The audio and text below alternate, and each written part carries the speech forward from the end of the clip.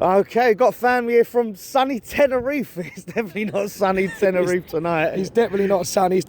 It was sunny old result though. I think I speak for all of us when I say we're pleased with the result. And I don't want to be gloomy, but it feels like we've prolonged the agony a little bit, Dan. Yeah. With the old Lopetegui situation, I can see that giving him a bit of a stay of execution for a little bit longer. Guess the options are limited. I think we all felt a bit flat in the first half, up until about 60 minutes, a bit flat. If he was scoring corners, I think we'd have done all right. But I was surprised that we seem to keep possession for possession's sake at the moment, but don't really go anywhere. And there's no real movement off the ball. You were speaking to a chap a minute ago about and I might be preempting your questions here, but about the striker situation. I've had conversations in the past about having Bowen up top, but we just don't play in a way that sort of suits Jared. There was no real movement off the ball. I would have thought, seeing him live, I would be noticing sort of more ankle runs off the shoulder and whatever. We didn't really get that, and I just found that everybody was a bit static. I don't know if it's an instructional thing. I don't know if he's lost the dressing room and everyone's feeling a bit fed up with it. But 3 points tonight, but I sort of feel like we're in purgatory.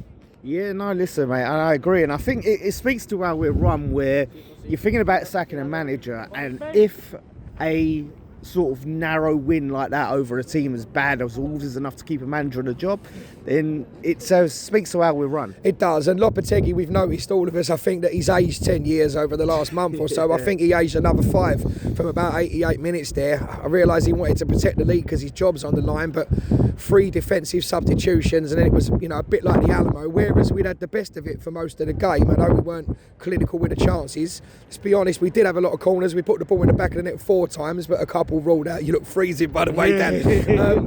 But it does speak to the fact we've got nothing lined up. We often very complimentary as West Ham fans about the Brighton model and how they know their next step and what they're going to do. Yeah. We don't seem to have a clue, and if I'm honest, I just think we're broken from the top to the bottom. We've got an owner that as his preferred agents and to deal with Salthouse and the like, and I won't say too much to make you liable on this channel. We've got a director of football that, for me, a lot of people seem to think Tim's the Messiah. I think Tim Stuyton's out for Tim Stuyton, and I think there's other things going to come out about that.